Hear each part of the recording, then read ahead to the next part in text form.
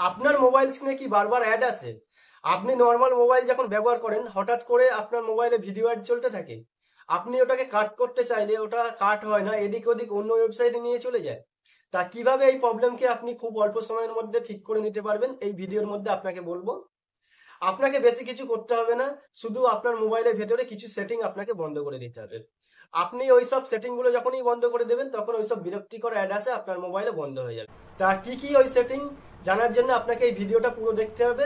তা চলুন ওই সব সেটিং গুলো কি দেখে নেওয়া যাক। আমি মহিন্দ্র আর আপনারা দেখছেন মহিন্দ্র টেক নিউজ চ্যানেল। স্ক্রিনেতে অ্যাড আসা বন্ধ করতে গেলে আপনাকে মোট 4টে সেটিং করতে হবে। তো প্রথম যে সেটিংটি আছে সেটি করার জন্য আপনাকে মোবাইলের সেটিংয়ে চলে যেতে হবে। তো আমরা মোবাইলের সেটিংয়ে চলে এলাম।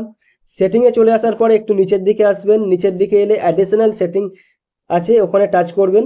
ওখানে টাচ করলে একটু নিচের দিকে এলে ডেভেলপার অপশান এই সেটিংটি দেখতে পাবেন। তো এই ডেভেলপার অপশান এই সেটিংটিকে আপনারা টাচ করবেন। তো এইখানে টাচ করার পরে একটু নিচের দিকে আপনাকে চলে আসতে হবে। তো একটু নিচের দিকে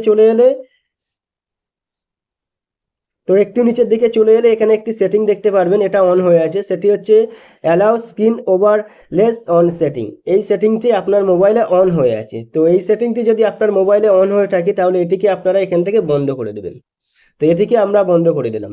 তো এটা হয়ে গেল 1 নম্বর সেটিং। তো এরপরে যে সেটিংটি আছে সেটা হচ্ছে 2 নম্বর সেটিং। সেটা করার জন্য আপনাকে ব্যাক করে চলে আসতে হবে।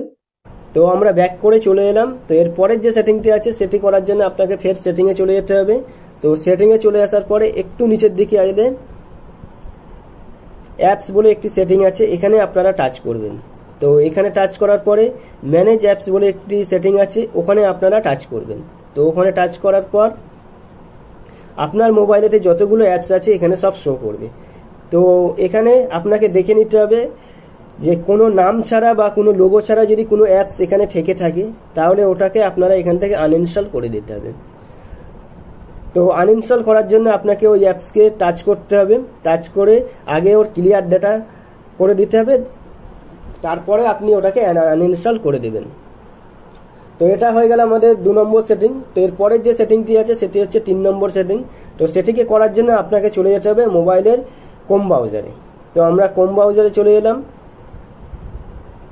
তো ক্রোম ব্রাউজারে চলে আসার পরে উপরে 3 ডট আছে, ওখানে টাচ করবেন। ওখানে টাচ করার পরে নিচে সেটিং বলে একটি অপশান আছে, ওখানে টাচ করবেন।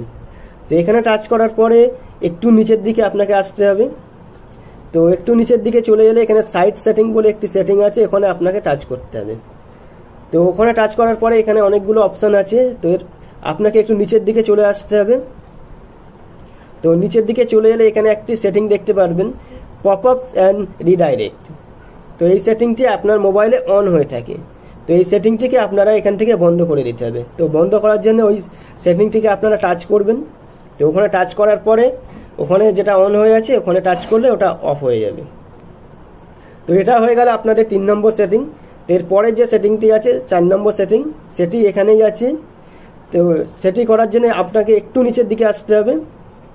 তো নিচের দিকে এলে এখানে দেখতে পাবেন যে ইন্টারেস্ট অ্যাড বলে একটি অপশান আছে, এখানে আপনাকে টাচ করতে হবে। তো এখানে টাচ করার পরে দেখবেন যে এই সেটিংটিও আপনার মোবাইলে অন হয়ে আছে। তো এটিকে আপনি এখান থেকে অফ করে দেবেন। তো এই 4টে সেটিং আপনার মোবাইলেতে করে দিলে আপনার মোবাইলে অ্যাড আসা বন্ধ হয়ে যাবে। তো এই ভিডিওটা যদি আপনার ভালো লেগে থাকে তাহলে লাইক, শেয়ার, কমেন্ট আর সাবস্ক্রাইব করে দিও।